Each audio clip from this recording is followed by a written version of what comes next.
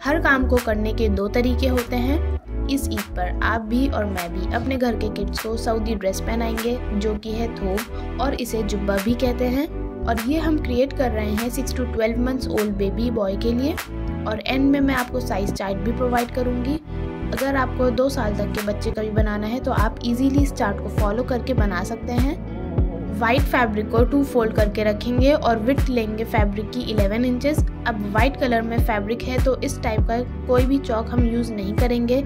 Instead हम use करेंगे heat erasable pen जो कि बहुत सारे कलर्स में अवेलेबल है। अब स्टार्टिंग में मार्क करेंगे फैब्रिक स्ट्रेट करने के लिए और यहाँ हमें शोल्डर मेजरमेंट की नीड नहीं है, सिर्फ नेक की विड्थ कितनी रखनी है वो मैटर करता है। तो 2 इंचेस हमें रेडी चाहिए और हाफ इंचेस स्लीव्स ज्वाइंट करने के लिए, क्योंकि हम यहाँ बना रहे हैं रैगलन स्लीव्स और ये स्लीव्स अबाया में भी कटिंग करते हैं। ये स्लीव्स कंफर्टेबल होती हैं। अब यहाँ आर्मोल की लेंथ लेंगे 4.5 इंचेस और यहाँ भी एक स्ट्रेट लाइन बना लें।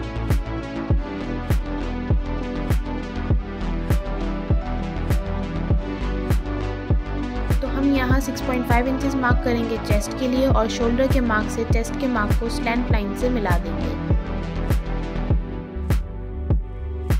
अब हम लेंथ लेंगे, आप कम या ज़्यादा कर सकते हैं। मैं 26 इंचेस लेंथ ले रही हूँ और 2 इंचेस का फोल्ड मार्जिन रखेंगे। आप यहाँ 24 इंचेस भी रेडी रख सकते हैं। अब इन दोनों पॉइंट्स पर भी स्ट्रेट लाइन बना देंगे।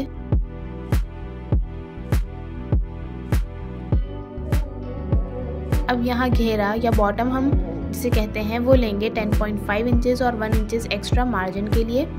इसमें बहुत ज़्यादा मार्जिन नहीं लेना है आपको, ये ऑलरेडी बहुत ही लूज होता है। चेस्ट मेजरमेंट से 4 इंचेस एक्स्ट्रा होगा घेरा।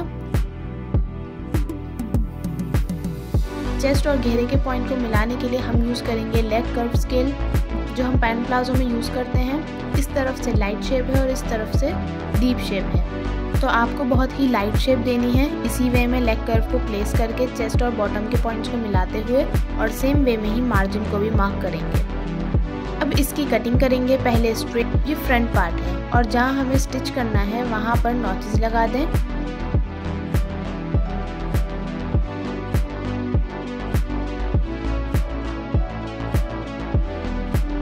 सेम वे में 2 फोल्ड फैब्रिक लेंगे बैक पार्ट के लिए और सेम फ्रंट पार्ट को बैक फैब्रिक पर प्लेस करके सेम ही कटिंग कर देंगे।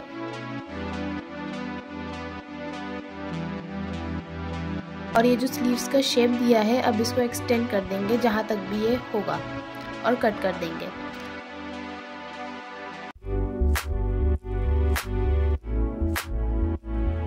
स्लीव्स के लिए 4 फोल्ड में फैब्रिक होना चाहिए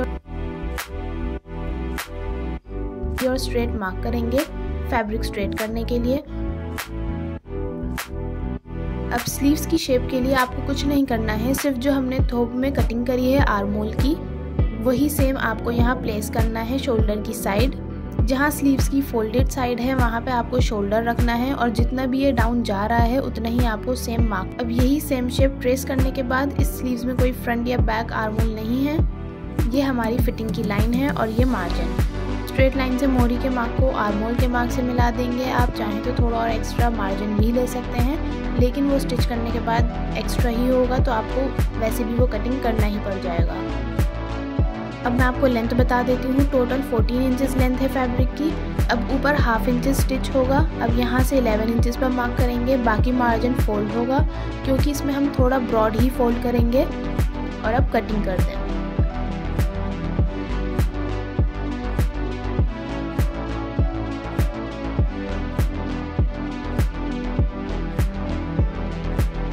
यहाँ मैंने फ्रंट और बैक दोनों पार्ट एक साथ रख दिए हैं। अब नेक कटिंग के लिए विड्थ हमें स्टार्टिंग में ही ले ली थी 2 इंचेस। बैक नेक की लेंथ रखेंगे 1 इंचेस और फ्रंट नेक की लेंथ लेंगे 2 इंचेस। अब दोनों पॉइंट्स पर स्ट्रेट लाइन बनाएंगे और एक रेक्टेंगल बना लेंगे। अब फ्रेंच कर्व की हेल्प से राउंड शेप देंगे फ्रंट और बैक दोनों में और कटिंग कर देंगे।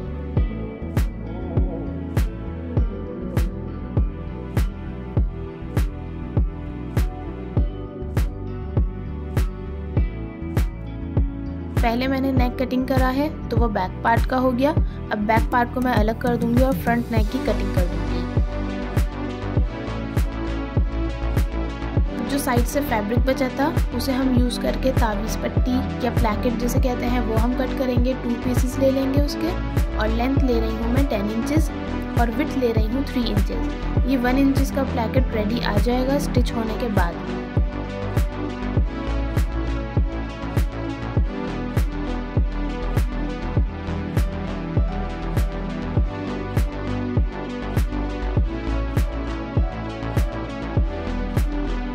अब एक साइड से 1/2 इंच लेकर फैब्रिक को फोल्ड कर दें, आयरन से सेट कर लेंगे।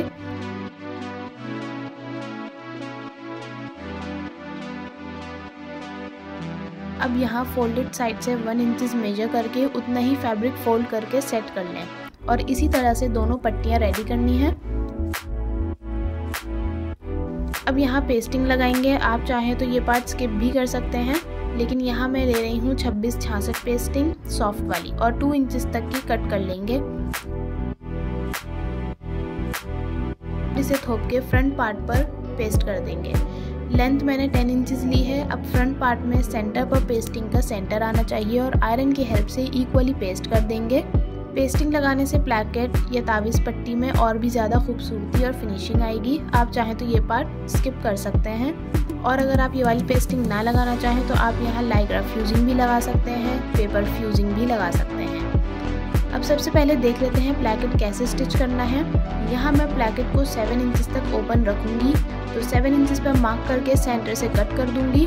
अब कौन सी साइड का प्लैकेट ऊपर आना चाहिए या नीचे जाना चाहिए, इसमें हमेशा हम बहुत ही ज़्यादा कंफ्यूज रहते हैं, तो मैं आज आपको ये चीज़ क्लियर कर देती हूँ।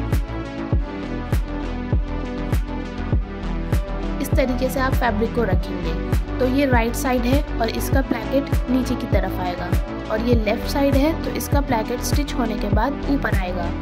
अब जो प्लैकेट के लिए पट्टी रेडी की थी उसको राइट साइड पर स्टिच करेंगे, लेकिन जो फैब्रिक की रॉन्ग साइड है वहाँ से स्टिच करना हम स्टार्ट करेंगे, ताकि हमारा प्लैकेट रेडी होके फैब्रिक की सीधी साइड स्टिच होकर आए। अब जो प्लैकेट के लिए पट्टी रेडी की थी उसको राइट साइड पर स्टिच करेंगे, लेकिन जो फैब्रिक की रॉन्ग साइड है वहाँ से स्टिच करना स्टार्ट करेंगे जहाँ हमने पेस्टिंग पेस्ट की थी। और स्टिच करने की गाइडलाइन ये फोल्डेड फैब्रिक ही है, ये नहीं स्टिच होना चाहिए, लेकिन इसके बिल्कुल बराबर स्टिच करना है आपको जहाँ तक कि हमने कट लगाया है।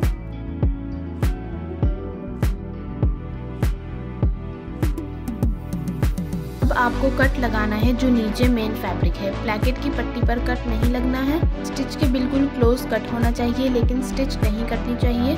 अब हम इस प्लैकेट को ऐसे टर्न करेंगे और टॉप सीम लगाएंगे, ताकि हमारा प्लैकेट फिनिशिंग के साथ सेट हो जाए।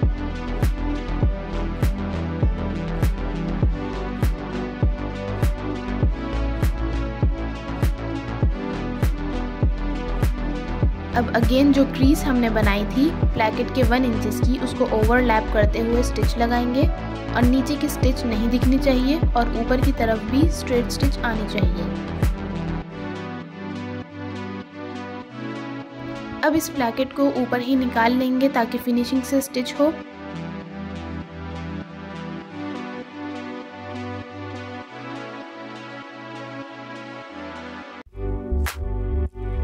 इस प्लैकेट को अंदर ही कर देंगे और इसको भी स्टिच कर लेंगे। ये थोड़ा एक्स्ट्रा है तो इसको हम कट कर देंगे, और आप इन दोनों में से किसी भी एक तरीके से फोल्ड करके स्टिच कर सकते हैं।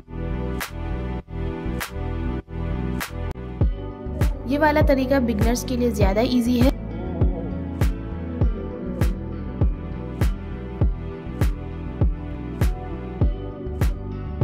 तो चलिए अब दूसरा प्लैकेट भी स्टिच कर लेते हैं, जो कि लेफ्ट हैंड साइड स्टिच होगा, लेकिन फैब्रिक की रॉन्ग साइड की तरफ से, और यहाँ भी स्टिच को लॉक कर दें।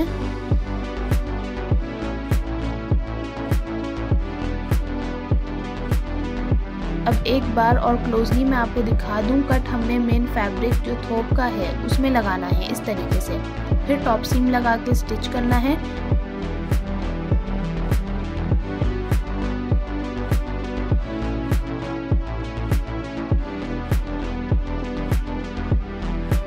And again right side turn करके प्लैकेट रेडी करना है।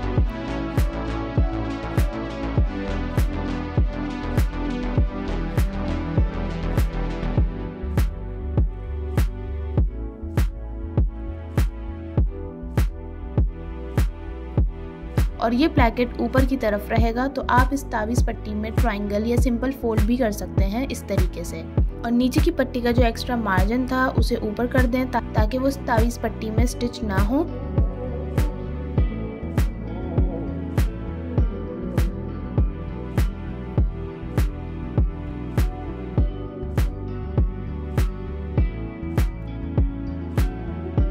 अब इस पॉइंट पर दूसरी पट्टी का मार्जिन भी नीचे सेट कर देंगे और स्टिच लगाएंगे जहाँ तक आपको बंद करना है। ज़्यादा बंद नहीं करूँगी, बस जहाँ प्लैकेट का कट है उससे 1 इंच ऊपर तक ही स्टिच करूँगी और इस टाइप से रेक्टेंगल बना देंगे। अब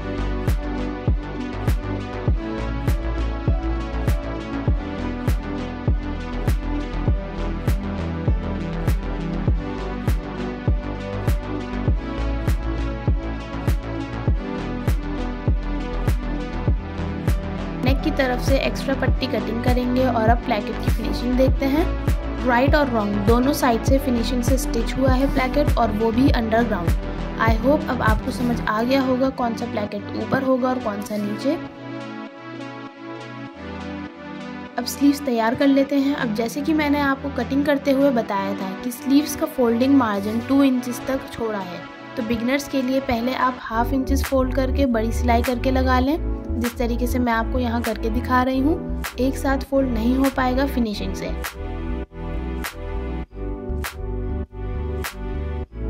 अब जहाँ हमने नॉचेस लगाए थे फैब्रिक फोल्ड करने के लिए, वहाँ तक फोल्ड करेंगे और स्टिच लेंथ को कम करके स्टिच लगा देंगे।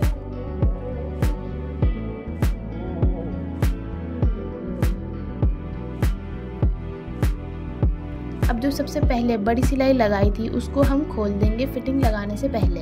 अब इसकी फिनिशिंग देखिए आप।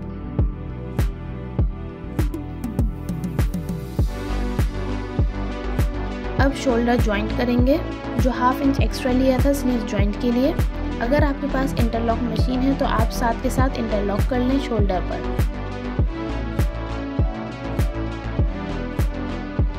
अब शोल्डर जॉइंट करने के बाद स्लीव्स अटैच करेंगे सेंटर से स्टार्ट करते हुए, और शोल्डर का मार्जिन बैक साइड पर ही रखना है आपको। सेंटर से स्लीव्स को अटैच करते हैं जब हम रैगलन स्लीव्स बनाते हैं। बस ये सेंटर का पॉइंट अच्छे से बनना चाहिए स्लीव्स का।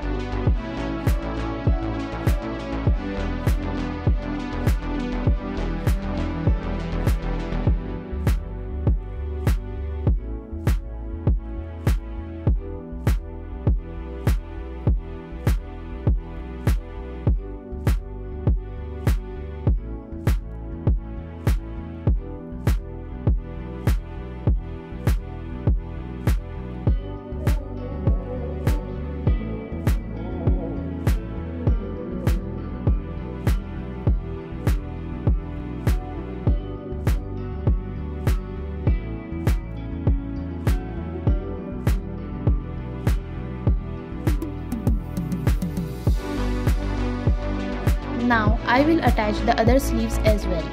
अब हम फिटिंग की सिलाई लगाएंगे स्लीव से स्टार्ट करते हुए।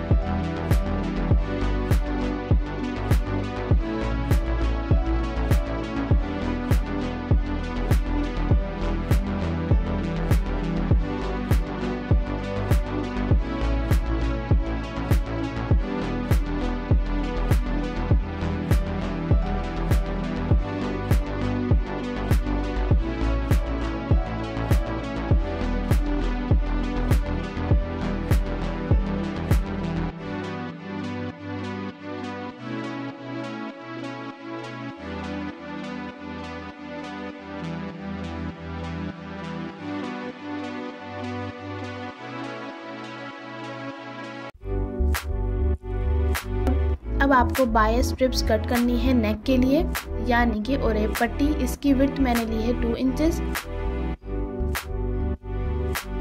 अब इस स्ट्रिप को रॉन्ग साइड की तरफ से रखना है, जहां हमारा प्लैकेट है वहां से स्टिच करना स्टार्ट करेंगे। बाय स्ट्रिप आप थोड़ी स्ट्रेच कर सकते हैं, लेकिन जो नीचे मेन फैब्रिक है वो बिल्कुल भी स्ट्रेच नहीं करना है आपको। बस जो नेक जिस शेप में कटिंग हुआ हुआ है उसी के अकॉर्डिंग आपको स्टिच करना है।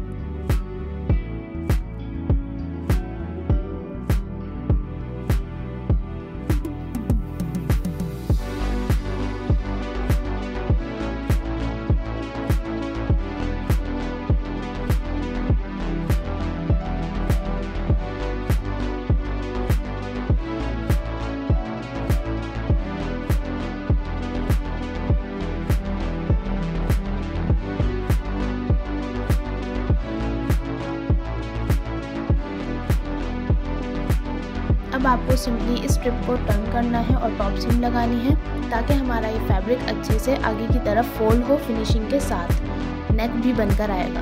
अच्छा, अभी आप में से बहुत लोग ये क्वेश्चन करेंगे कि मैंने यहाँ कॉलर क्यों नहीं लगाया। देखिए, छोटे बच्चों का ड्रेस है तो कॉलर बच्चों के मुंह पे लगता है, इसलिए मैं ये नहीं लगाती हूँ। मैंने ये बच्चों के हिसाब में कंफर्टेबल करके बनाया है बेबीज़ के लिए। लेकिन अगर आपकी विश है तो आप कॉलर भी लगा सकते हैं। फ्लैट बैंड कॉलर या स्टैंड कॉलर भी आप लगा सकते हैं। अब टॉप सीम लगाने के बाद जो एक्स्ट्रा फैब्रिक निकला है उसे कट कर दें और अब स्टिच लेंथ को इंक्रीज करके फैब्रिक को हाफ में फोल्ड करके स्टिच लगा दें। अब मैं यहाँ से एक्स्ट्रा फैब्रिक कट कर रही हूँ, बस उतना ही छोड़ूंगी जितना कि फोल्ड हो जाए। हाफ इंच के अराउंड ये देखें, इस तरीके से पहले फोल्ड करेंगे या फिर आप इस तरीके से ट्रायंगल शेप में भी फोल्ड कर सकते हैं और फिर ऊपर वाला फैब्रिक फोल्ड करके स्टिच लेंथ को डिक्रीज करके स्टिच लगाएं। यहाँ आपको स्टिच बहुत ही फिनिशिंग के साथ लगानी है और सेम वे में ही दूसरा एंड भी फोल्ड करके स्टिच कर दें।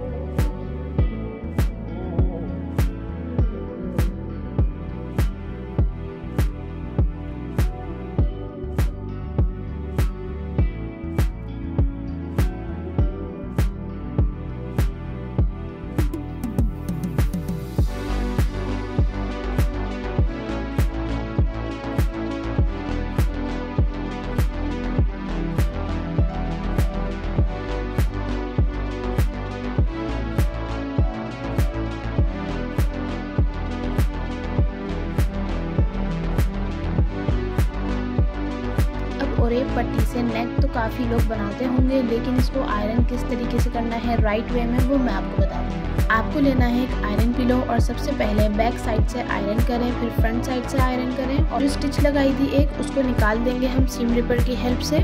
आयरन पिलो का यूज़ करके हमारे नेक की शेप बरकरार रहती है और नेक फैलता नहीं है।